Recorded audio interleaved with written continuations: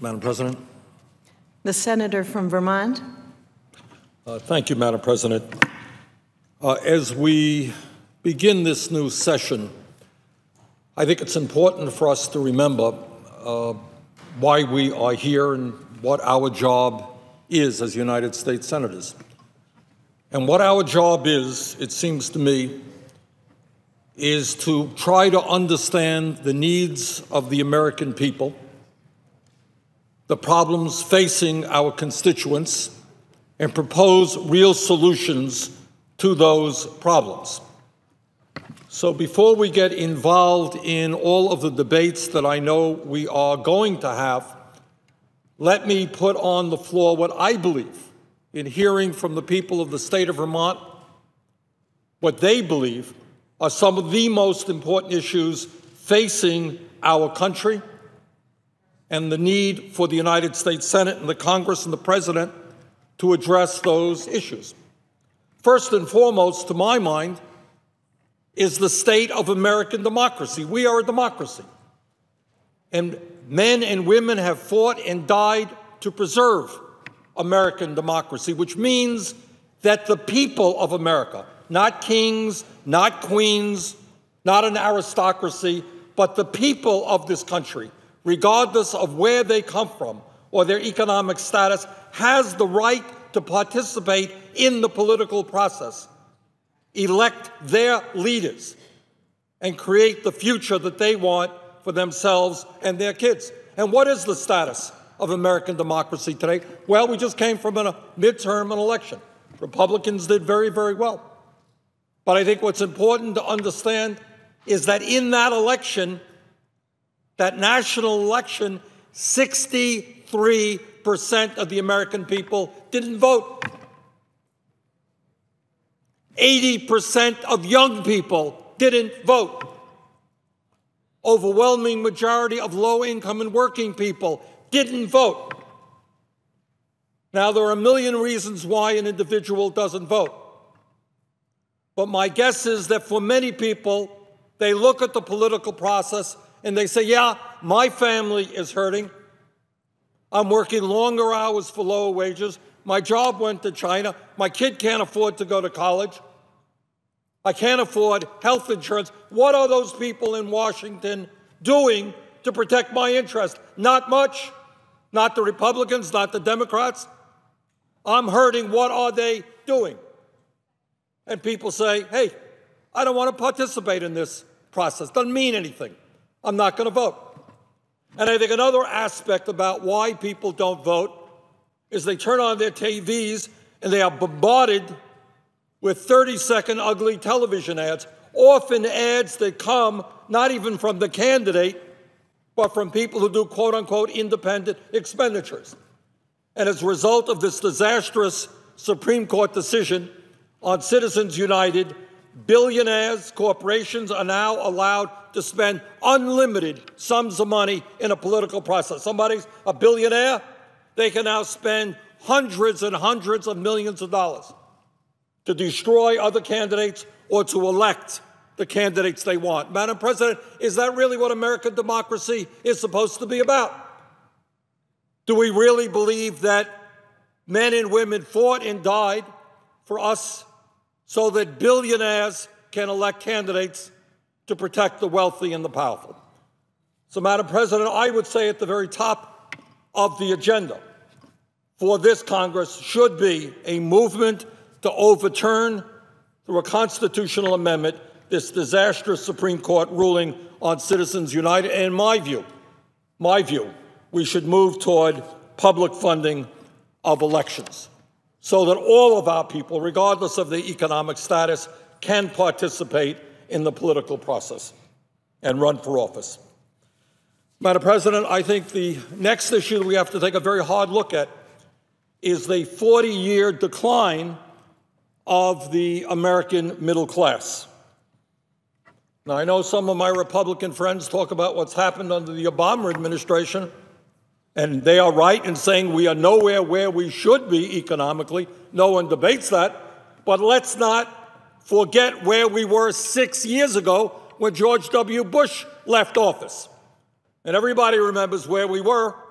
700,000 people a month were losing their jobs.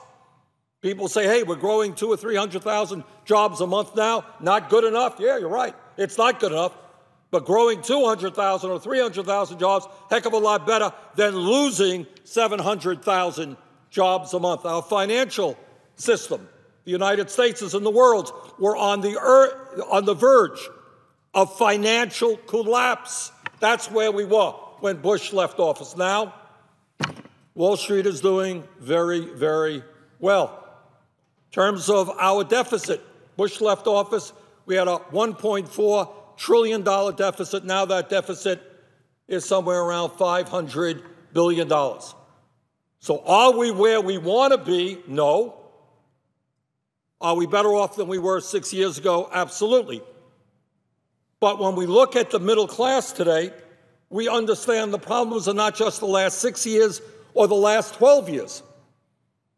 The problems are what's been going on over the last 40 years. And the fact of the matter is that today we have working people who are earning, millions of working people, in real inflation accounted for dollars, substantially less than they were 40 years ago. Now, how does it happen, Madam President, when we have seen an explosion in technology, when worker productivity has gone up, that today the median male worker, that male worker right in the middle of the economy, earned $783 less last year than he made 41 years ago. You look at the people who are angry, that's why they're angry. In inflation accounted for dollars, median male workers making $783 less last year than he made 41 years ago. The median woman worker made $1,300 less last year than she made in 2007. Since 1999, the median middle-class family has seen its income go down by almost $5,000 after adjusting for inflation. So people all over this country look to Washington and they say, what's going on? You gave us this great global economy of all these great unfettered free trade agreements. You got all of this technology. And yeah, I know the billionaires are getting richer. Millionaires are getting richer. 95% of all new income going to the top 1%. You got one family, the Walton family, now owning more wealth than the bottom 40% of Americans. Yeah, the billionaires are doing great. What's happening to me? What's happening to the middle class? And the answer is, for a variety of reasons, in the last 40 years, that middle class has shrunk significantly. And today, Madam President, we have more people living in poverty than almost any other time in American history, and we have the highest rate of childhood poverty of any major country on earth. Now, what do we do? What do we do to rebuild the middle class? What do we do to create the millions of decent-paying jobs that we need? Well, let me throw out a few suggestions that I hope in this coming Congress, this session of Congress, we will address. For a start, everybody in America understands that our infrastructure is collapsing. No great secret.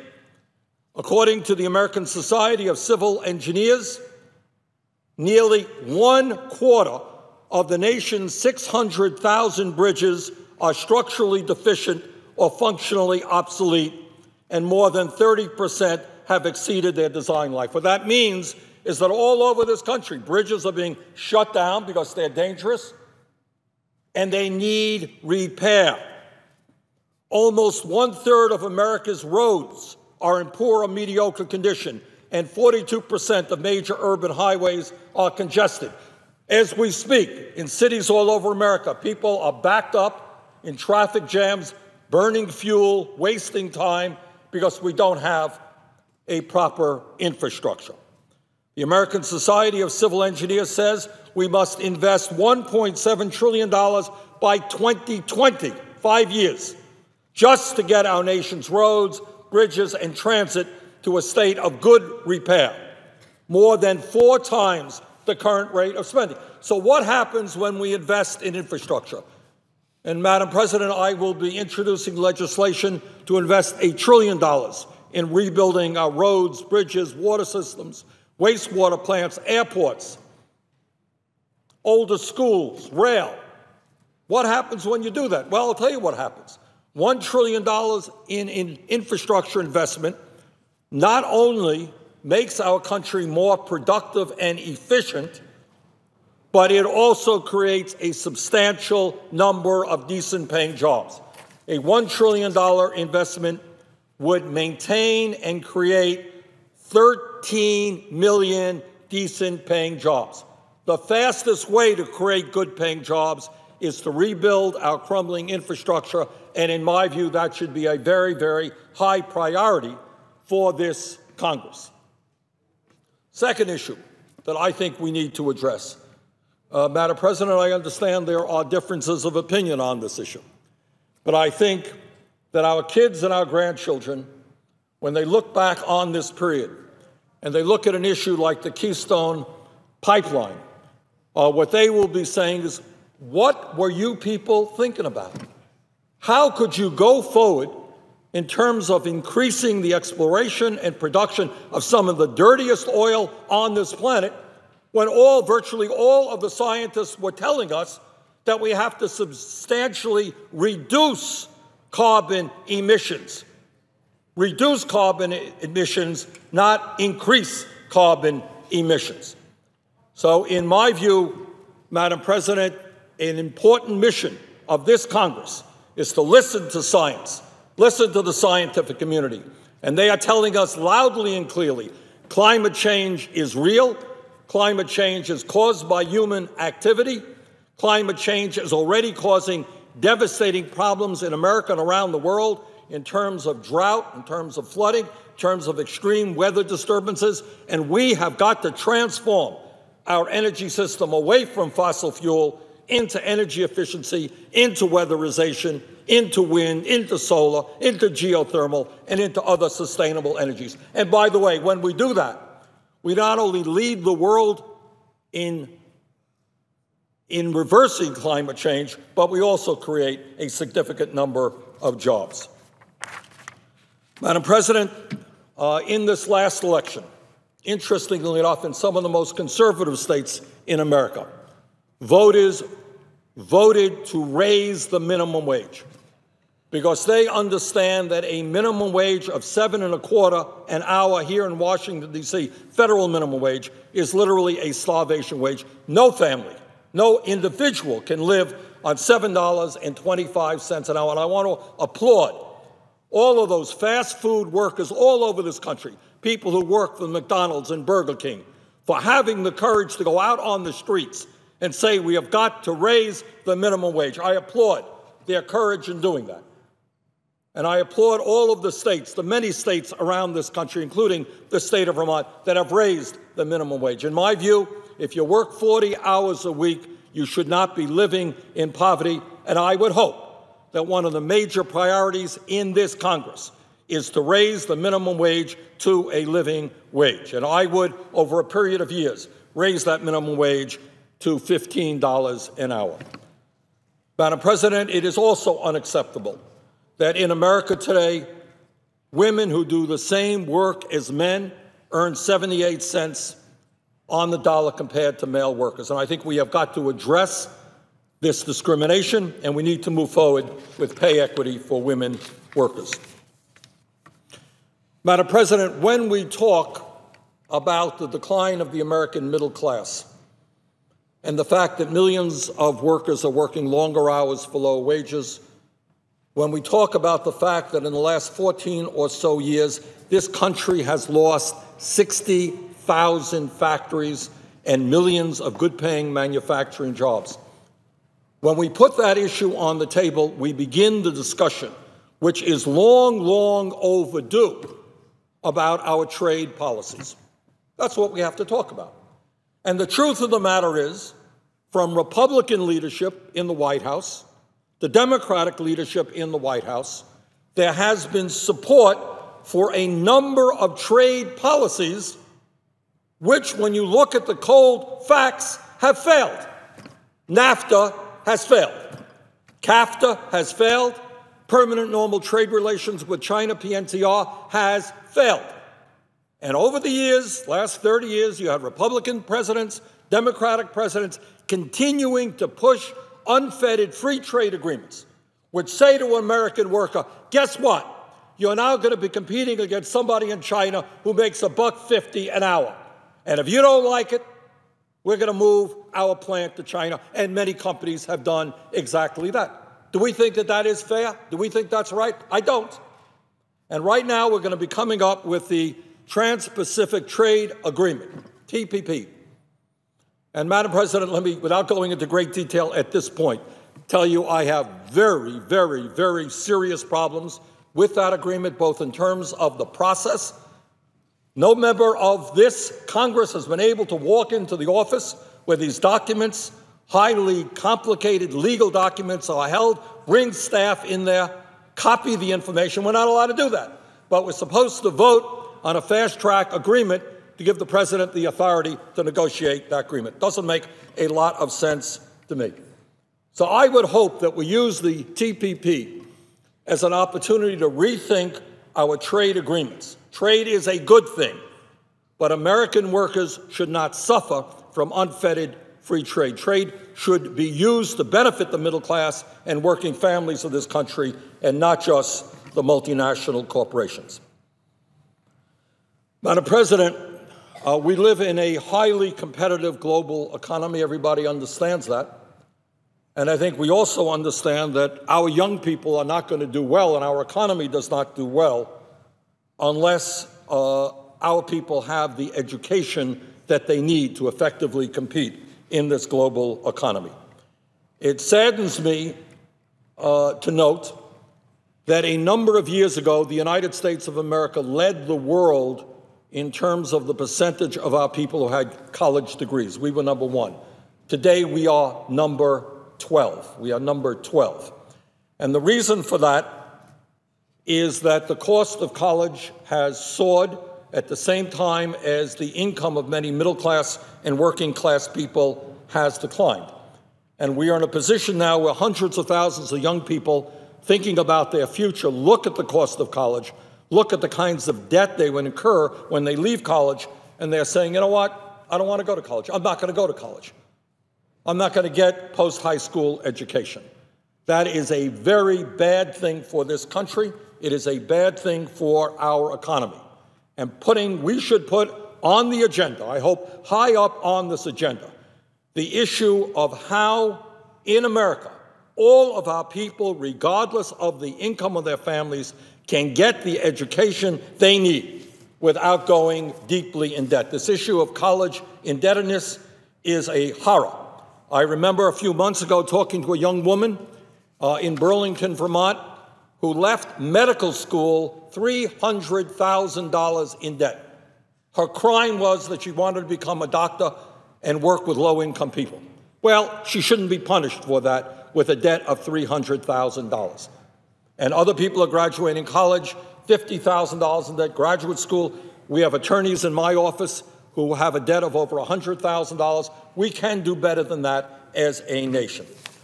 So, Madam President, those are some of the issues. There are others out there.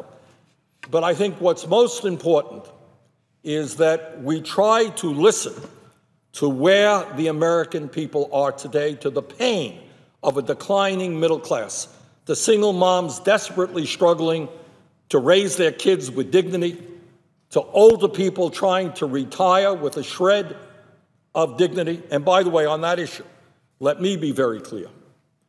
If there is an attempt going to be made here in the Senate to cut Social Security or to cut Medicare, you're going to have at least one senator fighting you vigorously on that. Poverty among seniors is going up. We have millions of seniors in this country who are trying to make it on $12,000, $13,000, $14,000 a year.